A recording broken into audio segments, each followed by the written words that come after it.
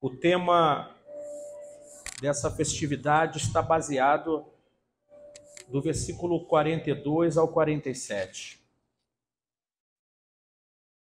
E perseveravam na doutrina dos apóstolos, na comunhão e no partir do pão e nas orações.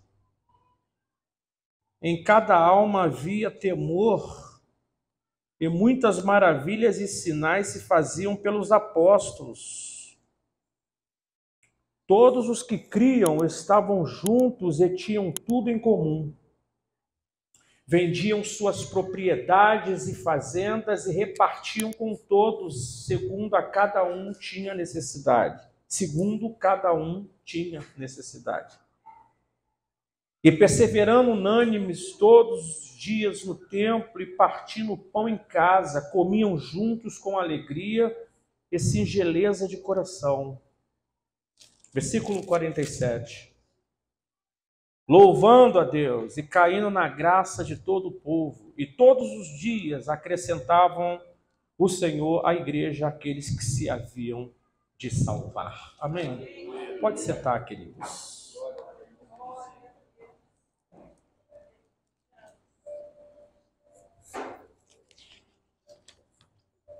Alguns especialistas, teólogos, gente dedicada ao ensino, principalmente histórico, teológico, das Escrituras, alguns com uma visão um pouco mais tradicional, eles defendem que essa efervescência de Atos, ela foi perdendo gás por conta de uma estratégia mesmo de Deus. Porque era necessário que a igreja começasse com uma pegada mais forte, então houve Pentecoste, o Espírito desceu, e os apóstolos eram como que pessoas diferenciadas, e quem, por exemplo, com fé tocasse neles, nas suas vestes, ou levasse suas peças de roupa, ou a sombra de um deles passando, o milagre acontecia. E as conversões eram muito grandes, 3.000 almas de uma vez só, e era muito forte o impacto do poder de Deus, da ação do Espírito naqueles dias. E alguns estudiosos defendem que toda essa efervescência, esse poder, essa velocidade espiritual tremenda, esse impacto poderoso, essa profusão de milagres foi para aqueles dias, para início da igreja. Outros defendem que nós perdemos o rumo. Em algum lugar na trajetória da igreja a gente se perdeu. Porque não tem como negar que o impacto, os milagres, a quantidade de milagres, a qualidade da fé daquela gente começou a destoar muito daquilo que nós chamamos hoje de segmento evangélico. Mas eu não posso ser ingênuo e nem leviano, eu preciso ser coerente, sóbrio, ter bom senso com vocês. A gente não está em todo lugar o tempo todo. Eu não sei se na África, em algum lugar lá, nos rincões da África, Deus está fazendo coisas terríveis, de arrepiar os cabelos, eu não sei. Eu não posso afirmar que esse poder e essa efervescência toda, de fato, diminuiu. O que eu sei é que na terra em que nós vivemos, aqui no Brasil, aonde é o nosso chão, aonde a gente caminha, conhece, a gente não está perto disso aqui. E aí eu entendo o projeto do pastor Charles, a Igreja dos Sonhos. Porque parece que, olhando para esses textos, parece até que nem crente a gente é. Porque o que a gente vê aqui, quando a gente coloca pareado com a nossa vida hoje, a gente percebe que há uma diferença abissal. A começar pela relação com o Espírito Santo. Depois passando pela teologia e olhando de forma individual para as pessoas hoje. Na verdade, o que a gente percebe hoje é uma maneira de caminhar na presença de Deus extremamente intimista, voltada para dentro de si mesmo. As preocupações que norteiam a nossa cabeça, e eu vou me colocar como um dos, são preocupações seculares. Nós não temos uma preocupação e uma inclinação para questões soteriológicas. Nossas igrejas são igrejas internas, de 4 paredes.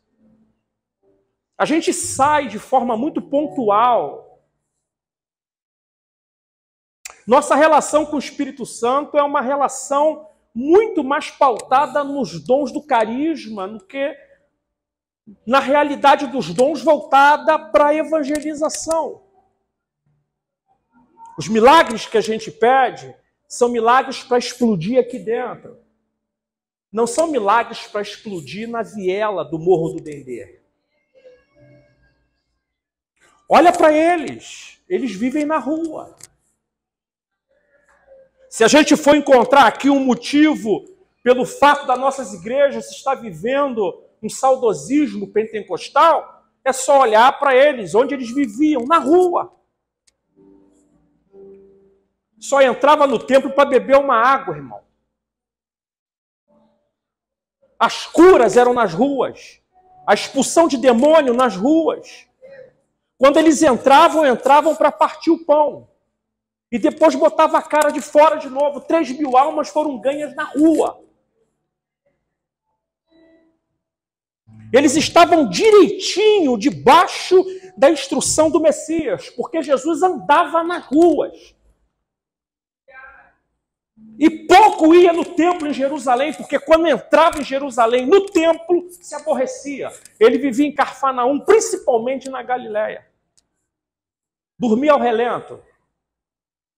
Vivia nos montes. Então, a gente precisa, antes de afirmar que a igreja, teologicamente, ela é um pouco mais comportada, acomodada por causa de um projeto de Deus, porque Deus, quando começou com uma marcha forte no carro, com muito poder, muita efervescência, muito milagre, e depois, pela vontade dele, a coisa foi assentando, e a gente hoje é mais teológico do que carismático, pentecostal. Antes de a gente afirmar isso, a gente precisa ir para a rua, para ver se Deus continua curando gente através de maravilhas, fazendo crescer perna onde não tem. Agora, preste atenção, porque a igreja dos sonhos da gente, pastor Charles, em primeiro lugar, era uma igreja que ela era extremamente pentecostal, carismática, era uma igreja do poder, das línguas estranhas, mas o termo grego, para falar de perseverança aqui, a palavra perseverança utilizada aqui no texto de Atos, significa suportar, aguentar, ser forte, firme com relação a alguma coisa.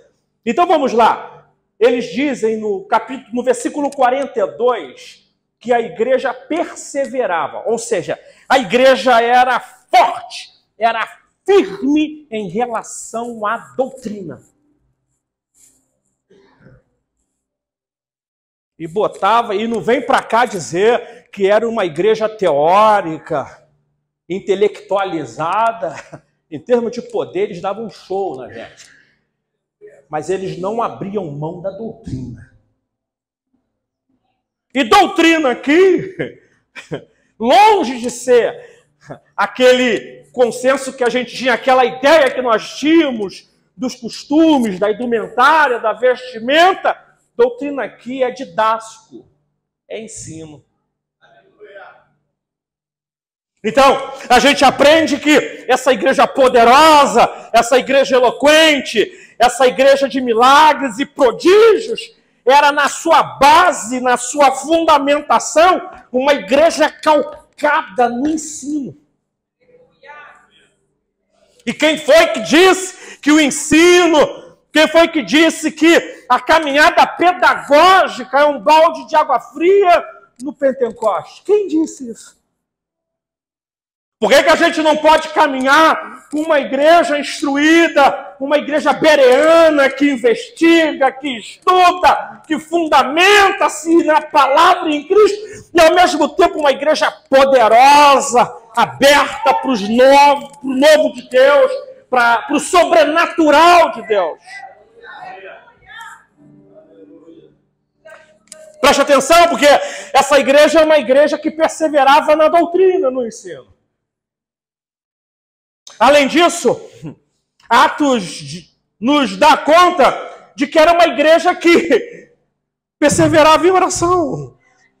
Não tem um segredo, não existe uma novidade mirabolante. É a velha, surrada oração. Porque a gente está acostumado com novidades, a gente está acostumado com as coisas extremamente sofisticadas, e parece que a oração foi ficando tacanha para nós, retrógrada, sem valor. As pessoas vêm num gabinete, num aconselhamento pastoral, e quando você diz, a irmã orou? Ah, pastor, sei que o senhor ia falar comigo sobre uma realidade psicológica, alguma coisa mais sofisticada, uma mentoria. Porque a oração, nessa pós-modernidade, ela ficou assim, vista por nós como algo obsoleto. A ponto de a gente ter que lembrar, você já orou por isso? Porque as pessoas reclamam e colocam suas dores, e depois a gente pergunta, tudo bem, a senhora já falou de todas as suas dores, o senhor já falou comigo de todas as suas angústias, mas o senhor já experimentou orar?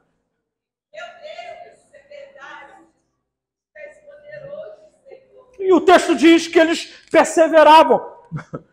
Eles seguiam forte e firme, como diz a palavra grega, na oração. Então eles tinham a palavra, o ensino. Eles eram fiéis ao ensino. E naquele tempo não havia isso que está no seu colo. Então o que eles tinham era o ensinamento dos apóstolos. Então eles eram calcados, firmados, perseverantes no que os apóstolos ensinavam e também eram perseverantes na oração. Havia uma conexão constante com Deus. Havia um diálogo aberto com Deus. Havia uma alma conectada com Deus 24 horas por dia. Não era uma vida marcada por uma automação, por um mecanismo automático necessário que sofre necessidade de estar startado ou não. Não era algo que se ligava e desligava. A conexão deles com Deus era ininterrupta. Essa ideia, essa cultura do culto que arma e desarma, e que a gente vem e cultua, e sai daqui, a gente desconecta e a mente fica absorta, cheia de questões do mundo. Não existia isso. Eles saíam carregados de Deus, iam para casa com Deus na cabeça o tempo todo, e eles respiravam Deus, e comiam Deus, e bebiam Deus, e eles oravam e falavam com Deus o tempo todo, e o encontro era só um fechamento dessa realidade que acontecia o tempo todo lá fora. Aleluia. Outra verdade é que era um povo alegre. É o que diz o versículo que o Senhor me pediu com muito carinho. Foca nisso aqui. O versículo 47. Versículo 47 diz que era um povo alegre. Mas que alegria é essa? Nós precisamos discutir sobre isso. Que alegria é essa? Não é uma alegria fortuita, secular, motivada por questões externas, pontuais, históricas. E eu não estou falando mal dela. Quem não gosta de sair ali fora, ouvir uma piada e rir.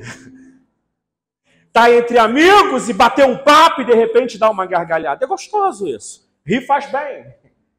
Que eu digo o teu cérebro. Mas a alegria que o escritor de Atos destaca aqui é uma alegria não fruto de questões externas. Não é fruto de uma teologia motivacional. A gente está vivendo a época das mentorias, do coach. A gente está vivendo, nada contra, não estou fazendo juízo de valores, eu estou falando da tendência atual. A gente vive uma época da palavra motivacional. Mas quando a gente olha para Atos dos Apóstolos, a gente precisa ter cuidado para discernir essa alegria. Não era uma alegria promovida por uma palavra motivacional. Em primeiro lugar, era uma alegria fruto da presença do Espírito Santo. Porque eles eram agarrados com o Espírito Santo.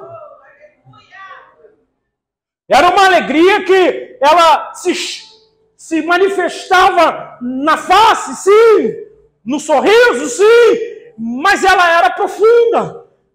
Não era uma alegria apenas facial, gestual, histórica. Era uma alegria profunda, na alma. Na verdade, era uma sensação de bem-estar. Era um prazer que havia dentro do ser.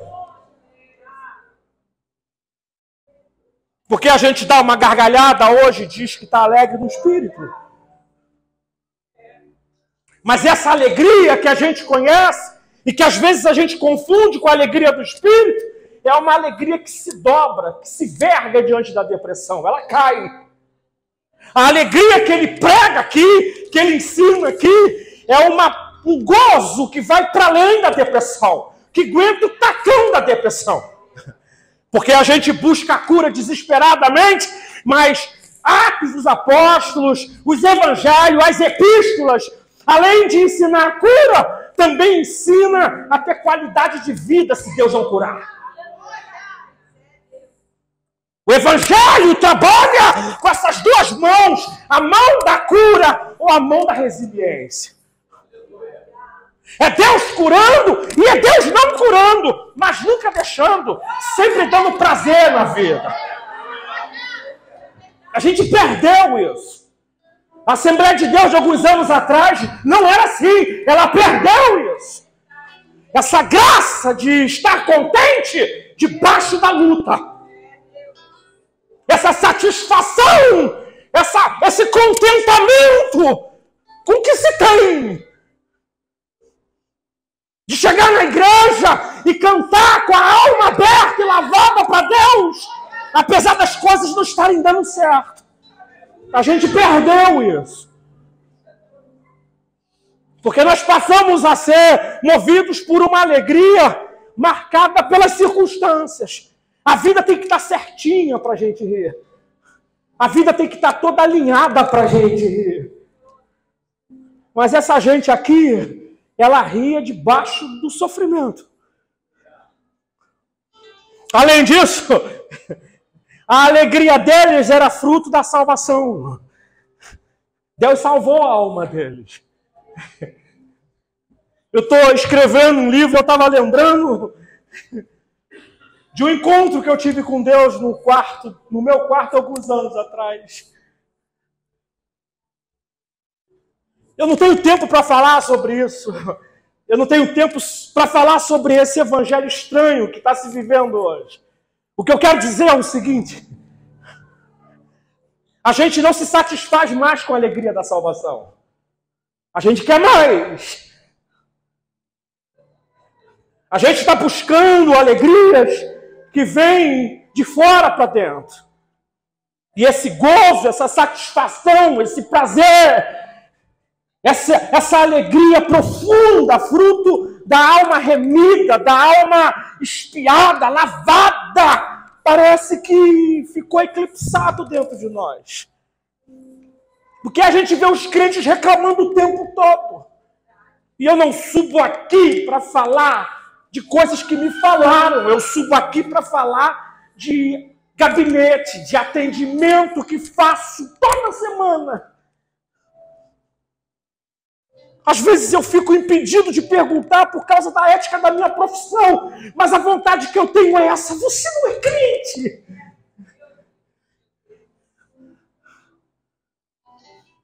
Por que a alma está tão inquieta assim, insatisfeita? Aonde foi parar o gozo e a alegria pela redenção?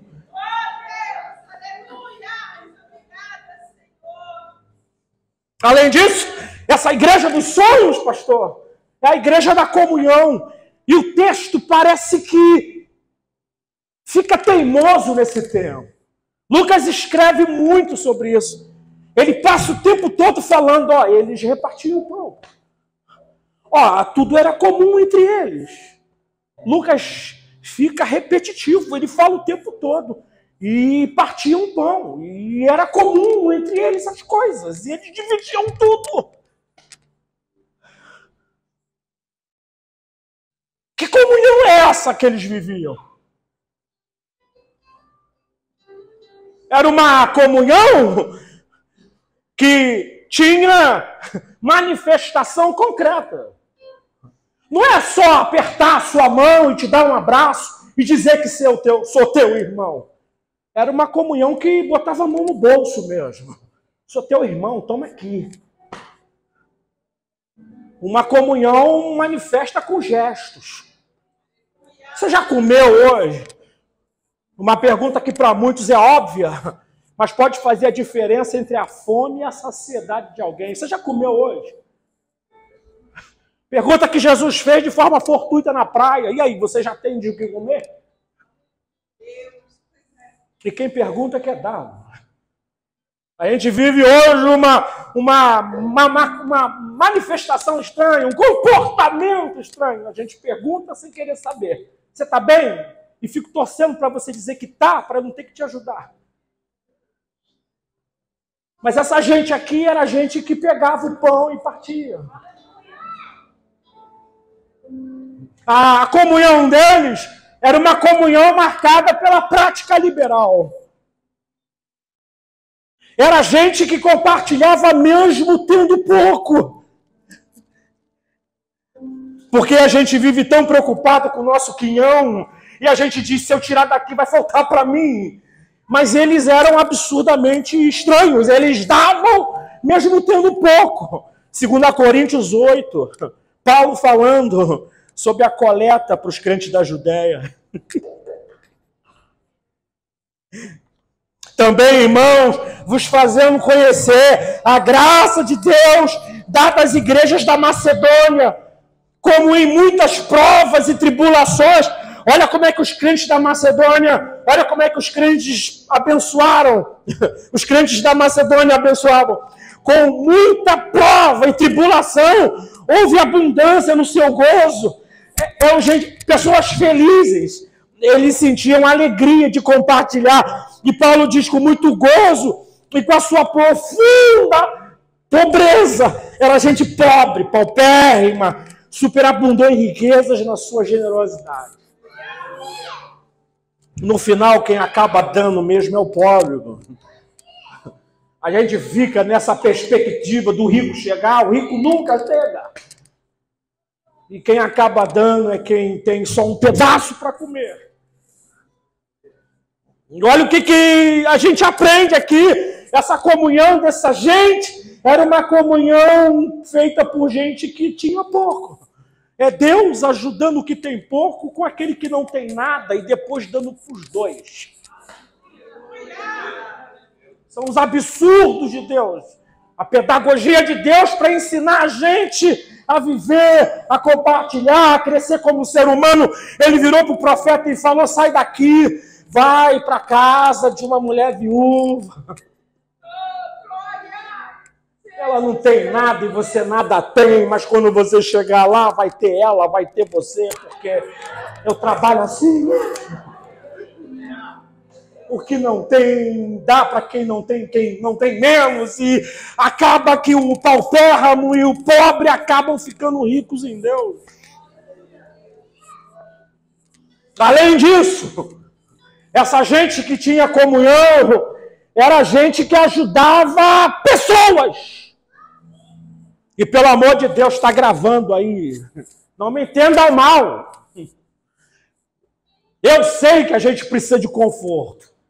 Não estou pregando contra isso. Isso aqui vai melhorar, essa casa vai melhorar, os aparelhos vão ficar mais modernos, de repente parede vai ser quebrada, bancos com acolchoamento, amém, sim, sim, sim, sim. A gente tem que viver essa realidade do conforto, do crescimento da estrutura, sem perder a essência, porque a essência é você, irmão. Eu tenho que socorrer você. Eu tenho que dar oferta para levantar tijolo, mas eu não posso perder você do alvo, do foco. E aí vai a pergunta de novo, você comeu hoje? Porque às vezes o templo é luxuoso, mas o cara está passando fome dentro do templo. Olha essa gente, olha para o texto. Olha como o foco são pessoas, sempre pessoas, pessoas, pessoas. As ofertas são para matar fome. O socorro é suprimento básico. Que nós cresçamos logisticamente, estruturalmente, mas que a gente nunca perca a essência. Cuidar de pessoas, focar o ser humano, a alma. O indivíduo que está na sua frente. Além disso, essa gente da comunhão de Atos 2 é uma gente que olhava para o lado. Olha aí para o lado. Estou falando de verdade, olha aí para o lado. Isso. Tem alguém aí do teu lado? Se for uma irmã com irmã, toca, vê se dá de carne e osso. Toca aí. Sentiu o osso? A pele. Isso. Isso. É uma igreja que olha para o lado. A nossa teologia hoje é a teologia do umbigo. A gente está focado em nós mesmos. Os hinos têm essas letras. A teologia caminha assim, e a letra dos hinos é assim, intimista, persona, voltado para si, voltado para o meu crescimento, para a minha projeção, para a minha dor. A gente não consegue pegar a nossa dor, botar numa caixa e olhar para a dor do outro. As pessoas estão tão surdas uma para as outras que você vem para me contar a sua dor, eu corto você. Ih, cara, mas eu estou com uma dor igual a sua, deixa eu te contar a minha primeiro. Eu não consigo te ouvir. Eu não consigo prestar atenção no que você está falando.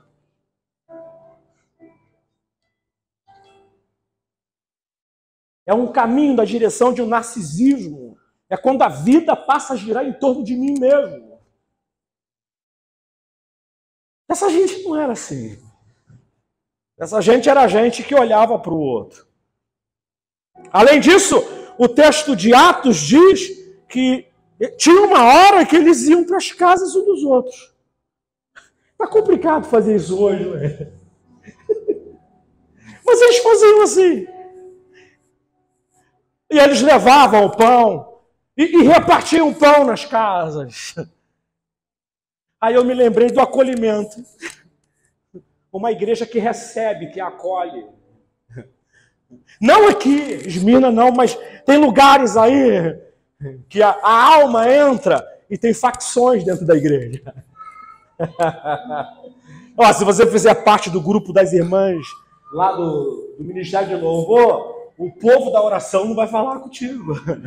Tu tem que escolher aqui qual é a tua facção, onde você vai entrar. Tem a rapaziada da adoração lá, tem a rapaziada da juventude, tem o povo da IBD, e cada um corre atrás do seu próprio prejuízo. Ai, Joe,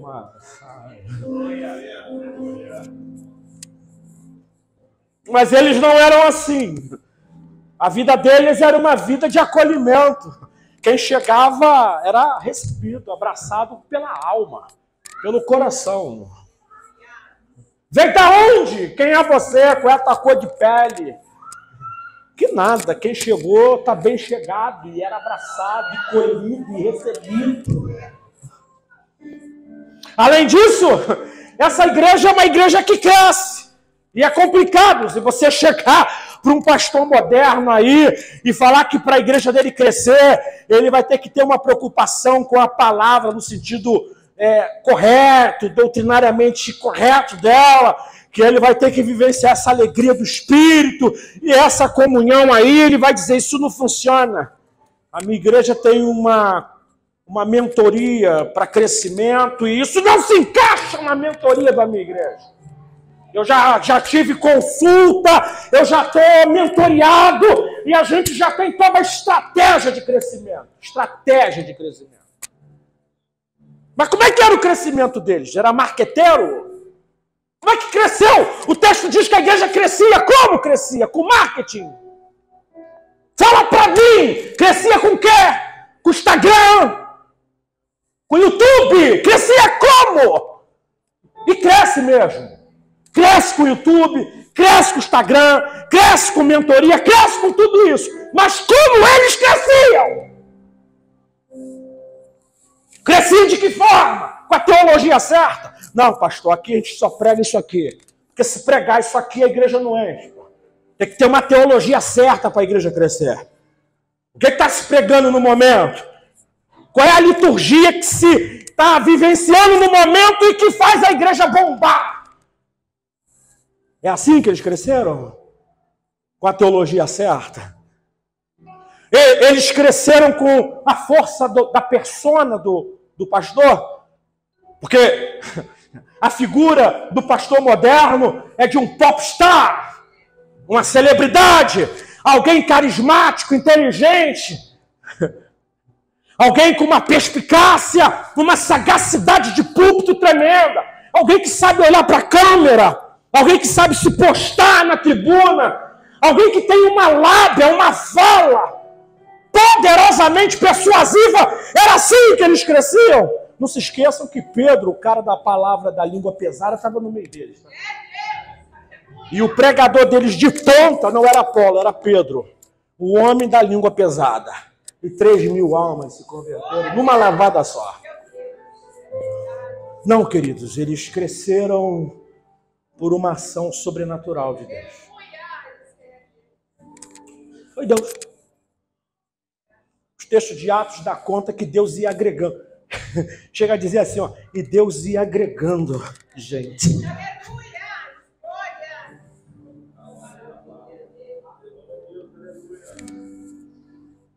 Mas uma coisa me deixou aqui meio chocado. E é o versículo 47, quando diz que eles caíam na simpatia do povo. Olha que simpatia é essa, meu Deus? Caiu na graça, na simpatia. Eles eram perseguidos pelo clero judaico, eram perseguidos pelos romanos, eles eram perseguidos pelas autoridades. Alguém do povo perseguia eles, claro, mas havia muita gente que gostava de ver a maneira como eles viviam, gostava de ouvir suas palavras, gostavam. Eles eram extremamente revolucionados, eles eram novos no que faziam. Não tinha nada parecido com o movimento da igreja naqueles dias. E as pessoas ficavam admiradas. Olha como eles se amam, como eles se ajudam. Olha como eles pregam. Uma igreja menos politizada e mais na rua. Uma igreja odiada por quem tem que odiar, mas amada por quem tem que ser amada. Uma igreja que faça o que fez com essa senhora nesses dias aí, que ficou parada e apaixonada ali. Apaixonada, ficou parada e apaixonada, se apaixonou por a igreja. Pode não ter entrado, mas olhou e viu, e meu Deus. Não é só isso. O livro de Atos é um livro que vai esgotando o assunto. Ele vai falando sobre muitas marcas da igreja que a gente não vivencia hoje, ou se vivencia de forma muito resumida, muito pífia. Mas eu quero fechar essa mensagem dessa noite afirmando para vocês que se muita coisa mudou, a teologia mudou, a maneira de enxergar as coisas mudaram, Uma coisa não mudou. O Espírito de Deus é o mesmo. E eu quero ser aqui redundante, repetitivo. Eu não tenho medo de cair nessa fala chula, ou melhor dizendo, nessa fala corriqueira, repetitiva. Mas eu vou falar, porque são verdades que precisam ser ditas o tempo todo. O Espírito Santo que sacudiu a igreja em Atos 2 é o mesmo. É o mesmo. É o mesmo que habita em vocês. Fala isso pro seu irmão. Fala para ele com vontade mesmo. Querida, o Espírito Santo que sacudiu Atos 2 é o mesmo que habita em você. Não mudou nada. É o mesmo Deus. Poderoso, eterno, ávido e desejoso de fazer coisas grandes. Eu pregava isso há muitos anos atrás e eu continuo pregando até hoje. Milagre acontece aonde precisa acontecer. E eu não tenho dúvidas nenhuma. Você não precisa ser pastor, não precisa ser teólogo, não precisa ser profeta, não profetiza, não precisa ser alguém extremamente usado por Deus, não precisa ser nada. Você só precisa ser uma alma comprometida com o Espírito de Deus. Que se você botar a cara lá fora e a necessidade surgir, Deus vai fazer. Se você ficar aqui dentro, e se você olhar do seu lado, um monte de gente aí do seu lado, do meu lado, do nosso lado, que aparentemente está bem, que não levanta demanda nenhuma para nós, para que Deus tenha que fazer, nada acontece. Mas quando a gente começa a sair e começa a botar a cara no meio dessa obra de Deus monstruosa, a gente começa a ver Deus intervindo o tempo todo. Os desafios que o diabo e os homens levantam contra nós nas ruas, nas favelas, nos guetos, na casa de gente que nunca viu o Evangelho. Deus não deixa ninguém envergonhado.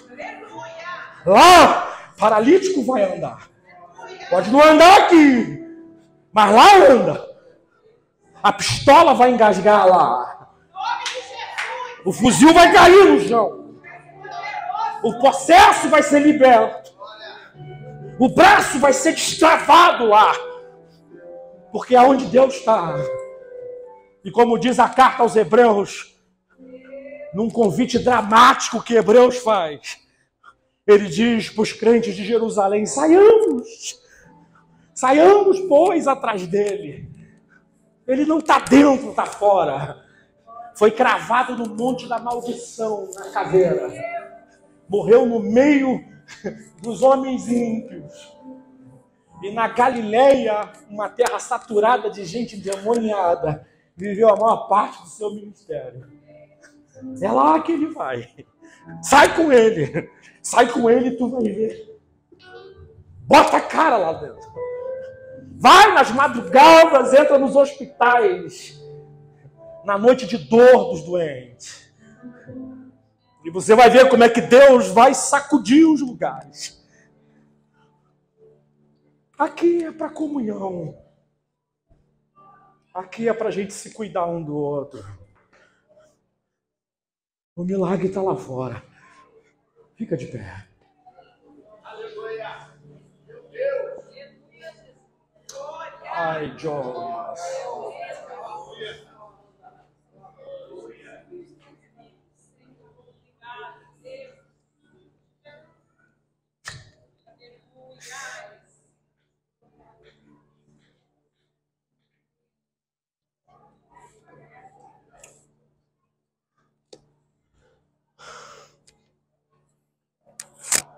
Querida, fala para mim. Vem louvar, por favor. Isso aqui para mim não dá certo não, pastor. Eu estou parado aqui porque o irmão falou, não sai daí. Senão você vai desconectar a internet. Eu fiquei aqui quieto, mas você viu como é que eu derrubo isso aqui?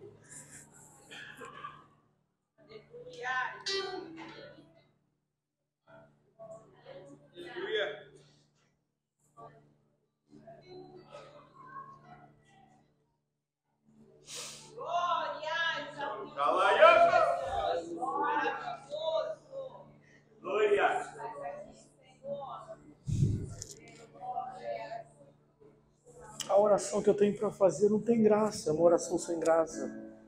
É para que Deus desperte em nós esse desejo de ser útil para Ele da forma correta. É uma oração que ninguém vê na frente. Mas como é que eu vou orar diferente no final de uma mensagem dessa? Tem alguém nessa noite que queira entregar a vida a Cristo? Tem?